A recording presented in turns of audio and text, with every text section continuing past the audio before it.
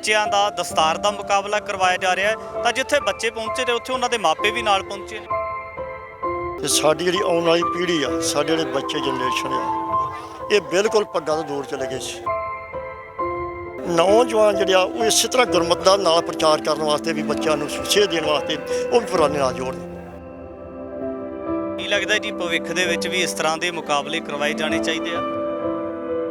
ਵਿਸਰ ਨਹੀਂ ਦੇਣਾ ਚਾਹੀਦਾ, ਇਸ ਉਪਰਾਲੇ ਨੂੰ ਜਾਰੀ ਰੱਖਣਾ ਚਾਹੀਦਾ। ਤੁਹਾਨੂੰ ਦੱਸਿਆ ਨਾਲ ਗੁਰਬਾਣੀ ਦਾ ਵਿਸਤਾਰ ਆ ਉਹ ਵੀ ਜ਼ਰੂਰੀ ਆ। ਇਸ ਵਾਸਤੇ ਗੁਰੂ ਮਹਾਰਾਜ ਸੱਚੇ ਪਾਤਸ਼ਾਹ ਨੇ ਸਿੱਖੀ ਬਖਸ਼ੇ।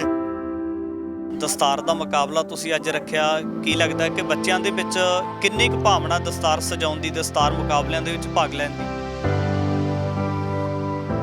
ਅਸੀਂ ਦਸਤਾਰ ਮੁਕਾਬਲੇ ਕਰਾਵਾਂਗੇ ਤੇ ਫਿਰ ਹੀ ਬੱਚਿਆਂ ਦੇ ਵਿੱਚ ਉਤਸ਼ਾਹ ਆਏਗਾ ਕਿ ਦਸਤਾਰ ਸਜਾਵਾਂਗੇ। ਇੰਨੀ ਸੋਹਣੀ ਦਸਤਾਰ ਪਾਉਂਦੇ ਆ, ਭਾਗ ਲੈਂਦੇ ਆ। ਭਾਈ ਸਾਹਿਬ ਬਹੁਤ ਖੁਸ਼ੀ ਹੋਈ ਦੇਖ ਕੇ ਵੀ ਬੱਚੇ ਅੰਮ੍ਰਿਤਸਰ ਤੋਂ, ਗੁਰਦਾਸਪੁਰ ਤੋਂ ਹੀ ਦੂਰੋਂ ਦੂਰੋਂ ਜਿਹੜੇ ਸਾਡੇ ਛੋਟੇ ਵੀਰ ਆ ਦਸਤਾਰ ਮੁਕਾਬਲੇ ਲਈ ਆਏ ਆ।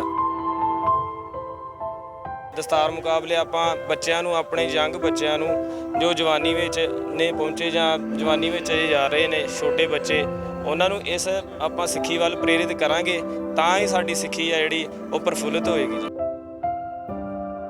ਛੋਟੇ ਸਾਡੇ ਭਰਾਵਾਂ ਨੂੰ ਦੇਖ ਕੇ ਇੱਕ ਖੁਸ਼ੀ ਹੋਈ ਕਿ ਯਾਰ 10-10 12-12 ਸਾਲ ਦੇ ਜਿਹੜੇ ਨੌਜਵਾਨ ਨੇ ਇੱਦਾਂ ਉਹ ਕਰ ਰਹੇ ਨੇ। ਸਿਰਫ ਇਹ ਕੋਈ 5 ਮੀਟਰ ਦਾ 6 ਮੀਟਰ ਦਾ ਕੱਪੜਾ ਨਹੀਂ ਆ ਬਾਈ, ਇੱਕ ਜ਼ਿੰਮੇਵਾਰੀ ਆ ਇੱਕ ਵੱਡੀ ਜ਼ਿੰਮੇਵਾਰੀ। ਜਦੋਂ ਸਾਡੇ ਸਿਰ ਤੇ ਪੱਗ ਬੰਨੀ ਜਾਂਦੀ, ਵੱਡੀ ਜ਼ਿੰਮੇਵਾਰੀ ਆ।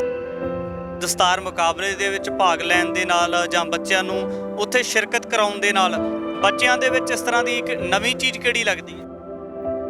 ਜੇ ਅੱਜ ਆਪਾਂ ਬੱਚਿਆਂ ਨੂੰ ਇਹ ਚੀਜ਼ਾਂ ਸਿਖਾਵਾਂਗੇ ਤਾਂ ਸਾਡੀ ਆਉਣ ਵਾਲੀ ਪੀੜ੍ਹੀ ਨੂੰ ਪਤਾ ਲੱਗਣਾ ਕਿ ਸਾਡੀ ਦਸਤਾਰ ਦਾ ਕੀ ਮੁੱਲ ਆ। TV 84 ਦੇ ਨਾਲ ਜੁੜੇ ਹੋ, ਮੈਂ ਰਜਿੰਦਰ ਸਿੰਘ ਸਵਰਾਜ। ਦੀ ਗੱਲ ਕੀਤੀ ਜਾਵੇ ਤਾਂ ਕੌਮੀ ਇਨਸਾਫ ਮੋਰਚੇ ਦੇ ਵਿੱਚ ਇੱਕ ਵੱਡਾ ਕਦਮ ਚੱਕਿਆ ਜਾ ਰਿਹਾ ਹੈ। ਦੀਪ ਸਿੱਧੂ ਮੈਮੋਰੀਅਲ ਜਿਹੜਾ ਟਰਸਟ ਆ, ਉਹਨਾਂ ਦੇ ਵੱਲੋਂ ਜਿਹੜਾ ਬਾਈ ਦੀਪ ਸਿੱਧੂ ਦੀ ਯਾਦ ਦੇ ਵਿੱਚ ਦਸਤਾਰ ਮੁਕਾਬਲਾ ਕਰਵਾਇਆ ਜਾ ਰਿਹਾ। ਤਾਂ ਸਭ ਤੋਂ ਪਹਿਲਾਂ ਜਿਹੜੀਆਂ ਤਸਵੀਰਾਂ ਹੈ ਮੈਂ ਤੁਹਾਡੇ ਨਾਲ ਸਾਂਝੀਆਂ ਕਰ ਦਿੰਦਾ ਕਿ ਕਿਸ ਤਰੀਕੇ ਦੇ ਨਾਲ ਜਿਹੜੇ ਛੋਟੇ ਬੱਚੇ ਨੇ ਉਹਨਾਂ ਨੂੰ ਦਸਤਾਰ ਮੁਕਾਬਲਾ ਉਹਨਾਂ ਦਾ ਕਰਵਾਇਆ ਜਾ ਰਿਹਾ। ਤਾਂ ਇੱਥੇ ਇੱਧਰ ਤਸਵੀਰਾਂ ਦੇ ਵਿੱਚ ਦੇਖ ਸਕਦੇ ਹੋ ਤਾਂ ਬਿਲਕੁਲ ਜਿਹੜੇ ਛੋਟੇ ਬੱਚੇ ਨੇ ਇੱਥੇ ਦੁਮਾਲਾ ਬੰਨ੍ਹਦੇ ਨਜ਼ਰ ਆਉਂਦੇ ਨੇ। ਇੱਧਰਲੇ ਪਾਸੇ ਦਸਤਾਰਾਂ ਵੀ ਇਹਨਾਂ ਬੱਚਿਆਂ ਦੇ ਵੱਲੋਂ ਆਪਣੇ ਸਿਰ ਦੇ ਉੱਪਰ ਸਜਾਈਆਂ ਜਾ ਰਹੀਆਂ, ਦਸਤਾਰ ਮੁਕਾਬਲਾ ਕਰਵਾਇਆ ਜਾ ਰਿਹਾ। ਤਾਂ ਇੱਥੇ ਜਿਹੜੇ ਕੋਚ ਸਾਹਿਬਾਨ ਨੇ, ਸਭ ਤੋਂ ਪਹਿਲਾਂ ਉਹਨਾਂ ਦੇ ਨਾਲ ਗੱਲਬਾਤ ਕਰ ਲੈਣੇ। ਬਾਈ ਜੀ, ਵਾਹਿਗੁਰੂ ਜੀ ਕਾ ਖਾਲਸਾ, ਵਾਹਿਗੁਰੂ ਜੀ ਕੀ ਫਤਿਹ। ਬਾਬਾ ਜੀ ਕੀ ਹਾਲ? ਕੀ ਨਾਮ ਹੈ ਜੀ ਤੁਹਾਡਾ? ਠੀਕ ਠਾਕ ਬਾਬਾ ਜੀ, ਚੜ੍ਹਦੀ ਕਲਾ। ਮੇਰਾ ਨਾਮ ਜਗਜੀਤ ਸਿੰਘ ਕਲਾਨੌਰ ਤੋਂ ਹਾਂ ਜੀ। ਬਾਈ ਜੀ, ਜਿਹੜਾ ਬੱਚਿਆਂ ਨੂੰ ਦਸਤਾਰ ਦਾ ਮੁਕਾਬਲਾ ਤੁਸੀਂ ਅੱਜ ਰੱਖਿਆ, ਕੀ ਲੱਗਦਾ ਕਿ ਬੱਚਿਆਂ ਦੇ ਵਿੱਚ ਕਿੰਨੀ ਕੁ ਭਾਵਨਾ ਦਸਤਾਰ ਸਜਾਉਣ ਦੀ, ਦਸਤਾਰ ਮੁਕਾਬਲਿਆਂ ਦੇ ਵਿੱਚ ਭਾਗ ਲੈਣ ਦੀ? ਅਸੀਂ ਦਸਤਾਰ ਮੁਕਾਬਲੇ ਕਰਾਵਾਂਗੇ ਤੇ ਫਿਰ ਹੀ ਬੱਚਿਆਂ ਦੇ ਵਿੱਚ ਉਤਸ਼ਾਹ ਆਏਗਾ ਕਿ ਦਸਤਾਰ ਸਜਾਵਾਂਗੇ। ਇੰਨੀ ਸੋਹਣੀ ਦਸਤਾਰ ਪਾਉਂਦੇ ਆ, ਭਾਗ ਲੈਂਦੇ ਆ। ਇੰਨੇ ਬੱਚੇ ਜਿਹੜੇ ਆ ਇੰਨੇ ਇਨਾਮ ਲਿਆਂਦੇ, ਸਾਨੂੰ ਵੀ ਇਨਾਮ ਦਾ ਮੌਕਾ ਮਿਲੇ। ਜਿੰਨੇ ਬੱਚੇ ਆਉਣਗੇ ਉਹਨਾਂ ਅਸੀਂ ਤਾਂ ਦਸਤਾਰ ਨੂੰ ਮੁੱਖ ਰੱਖ ਕੇ ਅੱਗੇ ਚੱਲਦੇ ਹਾਂ। ਠੀਕ ਹੈ ਜੀ, ਅਸੀਂ ਦਸਤਾਰ ਮੁਕਾਬਲੇ ਬੰਦ ਕਰ ਦਾਂਗੇ ਨਾ, ਬੱਚਿਆਂ ਦਾ ਰੁਝਾਨ ਦੂਜੇ ਪਾਸੇ ਹੋ ਜਾਏਗਾ, ਪਤਨ ਪੁੰਨੇ ਵੱਲ ਹੋ ਜਾਏਗਾ ਜੀ। ਜੇ ਆਪਾਂ ਗੱਲ ਕਰੀਏ ਤਾਂ ਜਿਹੜੀਆਂ ਖਾਸ ਕਰ ਲੜਕੀਆਂ ਦੀ ਗੱਲ ਕੀਤੀ ਜਾਂਦੀ ਹੈ, ਤਾਂ ਜਦੋਂ ਅਸੀਂ ਸਿੱਖ ਧਰਮ ਦੇ ਵਿੱਚ ਬੱਚੀਆਂ ਦੇ ਸਥਾਨ ਨੂੰ ਦੇਖਦੇ ਹਾਂ ਤਾਂ ਬਹੁਤ ਵੱਡੀ ਭੂਮਿਕਾ ਖਾਸ ਕਰ ਮਾਤਾਵਾਂ ਦੀ, ਬੀਬੀਆਂ ਦੀ ਵੀ ਰਹੀ ਹੈ। ਕੀ ਲੱਗਦਾ ਕਿ ਜਿਹੜੀ ਬੱਚਿਆਂ ਦੇ ਨਾਲ ਜਿਹੜੀਆਂ ਬੱਚੀਆਂ ਨੇ ਉਹ ਵੀ ਇਸ ਮੁਕਾਬਲੇ ਦੇ ਵਿੱਚ ਭਾਗ ਲੈਂਦੀਆਂ ਨਜ਼ਰ ਆਉਂਦੀਆਂ? ਜ਼ਰੂਰ ਜੀ, ਬਹੁਤ ਬੱਚੀਆਂ ਨੇ ਦਸਤਾਰ ਮੁਕਾਬਲਿਆਂ ਦੇ ਵਿੱਚ ਭਾਗ ਲਿਆ।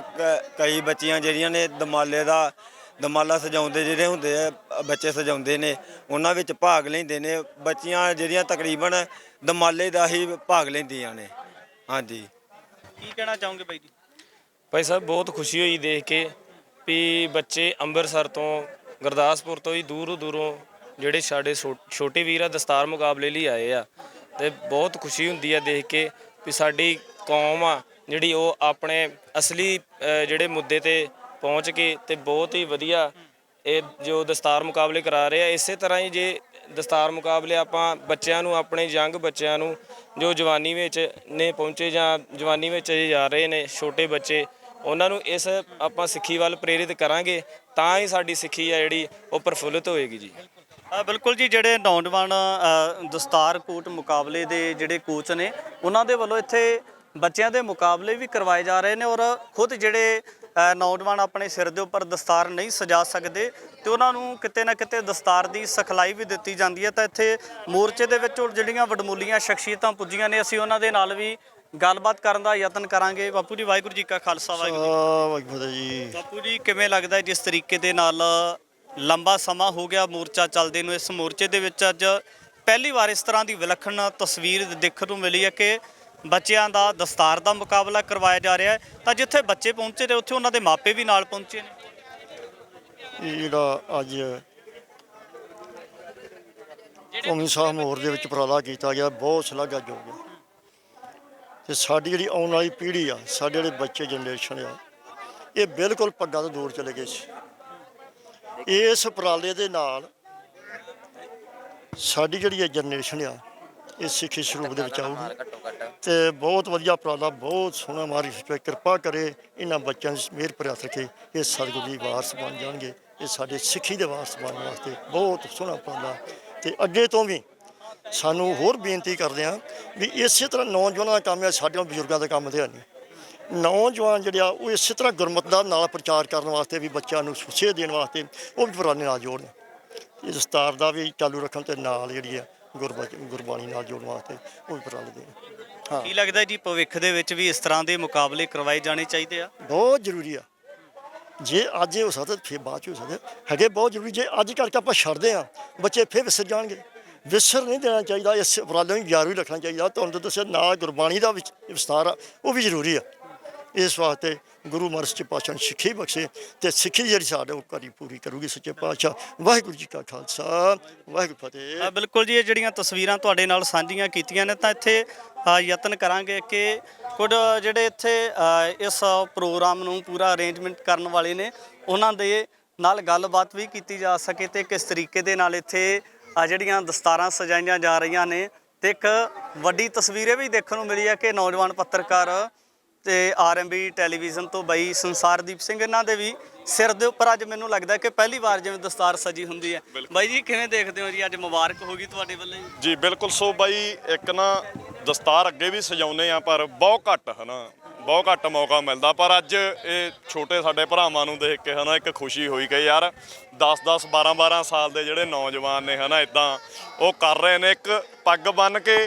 ਤੇ ਕੀ ਹੁੰਦਾ, ਪਹਿਲਾਂ ਮੈਂ ਗੱਲ ਕਰ ਦਵਾਂ ਕਿ ਸਿਰਫ ਇਹ ਕੋਈ 5 ਮੀਟਰ ਦਾ 6 ਮੀਟਰ ਦਾ ਕੱਪੜਾ ਨਹੀਂ ਆ ਬਾਈ, ਇੱਕ ਜ਼ਿੰਮੇਵਾਰੀ ਆ ਇੱਕ ਵੱਡੀ ਜ਼ਿੰਮੇਵਾਰੀ। ਜਦੋਂ ਸਾਡੇ ਸਿਰ ਤੇ ਪੱਗ ਬੰਨੀ ਜਾਂਦੀ, ਵੱਡੀ ਜ਼ਿੰਮੇਵਾਰੀ ਆ। ਸੋ ਪੱਗ ਬੰਨੀ ਆ, ਜ਼ਿੰਮੇਵਾਰੀ ਦਾ ਅਹਿਸਾਸ ਆ। ਤੇ ਹੋ ਸਕਦਾ ਹੁਣ ਪੱਕਾ ਪ੍ਰਾਣੋ ਜੀ, ਗੁਰੂ ਸਾਹਿਬ ਕਿਰਪਾ ਕਰਨਾ।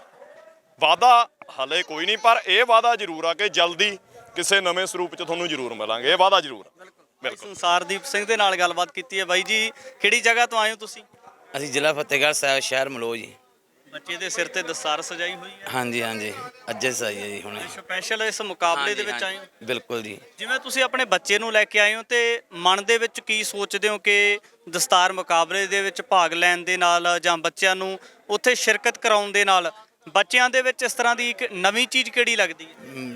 ਵੀਰ ਜੀ ਦੇਖੋ, ਜੇ ਅੱਜ ਆਪਾਂ ਬੱਚਿਆਂ ਨੂੰ ਇਹ ਚੀਜ਼ਾਂ ਸਿਖਾਵਾਂਗੇ ਤਾਂ ਸਾਡੀ ਆਉਣ ਵਾਲੀ ਪੀੜ੍ਹੀ ਨੂੰ ਪਤਾ ਲੱਗਣਾ ਵੀ ਸਾਡੀ ਦਸਤਾਰ ਦਾ ਕੀ ਮੁੱਲ ਆ। ਠੀਕ ਹੈ ਜੀ, ਇਸ ਕਰਕੇ ਬੱਚਿਆਂ ਨੂੰ ਲੈ ਕੇ ਆਏ ਵੀ ਇਹਨਾਂ ਦੀ ਦਸਤਾਰ ਸਜਾਈ ਜਾਵੇ।